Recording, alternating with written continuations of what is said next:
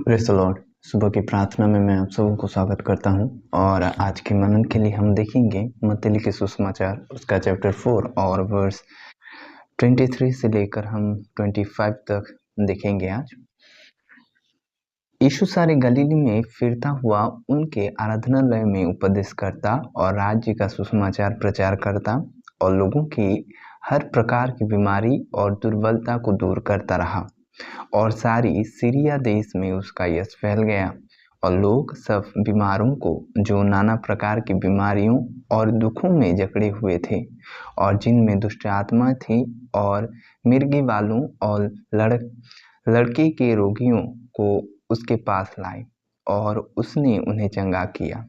गलील और दियापुलिस, यरूशलेम, यहूदिया और यरदन नदी के पार से भीड़ की भीड़ उसके पीछे हो ली। तो इसमें हम ये देख पा रहे हैं कि जब हम ये वचन को पढ़े तो हमें ये समझ में आ रहा है कि प्रभु की सेवकाई कैसी थी। जब प्रभु की सेवकाई, वो किस तरह की सेवा करता था। वो बीमारों को चंगा करता था, जो दुखी लोग हैं उनको वो चंगा करता था और दुष्ट आत्मा को निकालता था और सुसमाचार को प्रचार करता था, उपदेश देता था। वचन कहता है कि वो राज्य के सुसमाचार को प्रचार करता था, यानी स्वर्ग के राज्य के विषय में वो कहता था और जो दुष्ट आत्मा थी उनको वो निकालता था, रोगियों को चंगा करता था, कई मिराकिल के काम वो करता था। और जब हम इस चीज़ों को देखते हैं तो प्रभु नहीं चाहता कि हम बीमार से जकड़े हुए हों, प्रभु नहीं चाहता कि हम में दुर्बलता हो, प्रभु नहीं चाहता कि हम में दुष्ट आत्मा लगे, प्रभु नहीं चाहता कि हम परमेश्वर के राज्य के उसकी सुसमाचार से वंचित रहें। तो बहुत ज़रूरी ये है कि सुसमाचार क्या है। सुसमाचार ये है कि जो गुड न्यूज़ है, जो यीशु के बारे में कहता है, जो परमेश्वर के राज्य के बारे में कहता है, वो है सुसमाचार।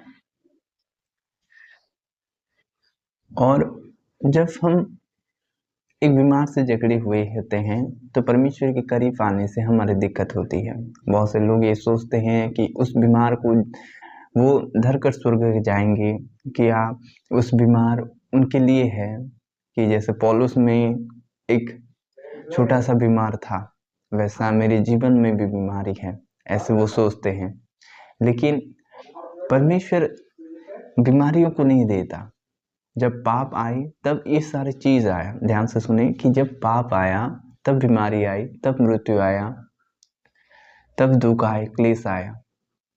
नहीं तो आदम ग्लोरियस बॉडी में था, परमेश्वर के तुल्य था। इस चीज़ों को समझना है।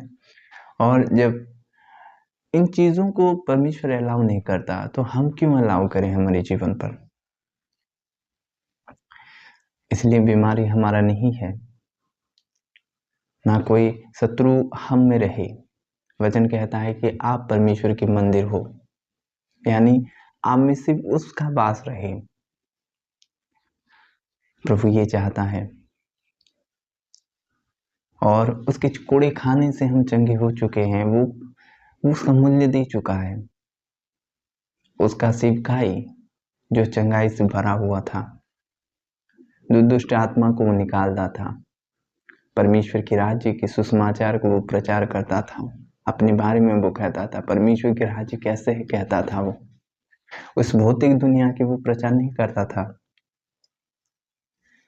कि पृथ्वी के प्रचार नहीं करता था, वो स्वर्ग के राज्य के प्रचार करता था।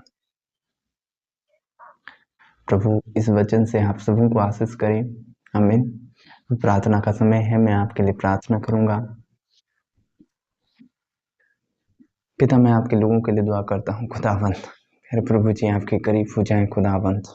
हे प्यारे प्रभु, जो लोग बीमार से जकड़े हुए हैं खुदावंत, उनके लिए मैं दुआ करता हूँ खुदा, यीशु नाज़री के नाम से हर एक बीमार चंगे हो जाएं। जो लोग निराशा में हैं, दुखित हैं, हे प्रभु उनका मन अशांत है, हे प्रभु आप उन्हें शांति प्रदान करें। प्रभु जी, आपके आनंद उनके जीवन पर घिरे रहे खुदा, ऐसा अनुग्रह करें।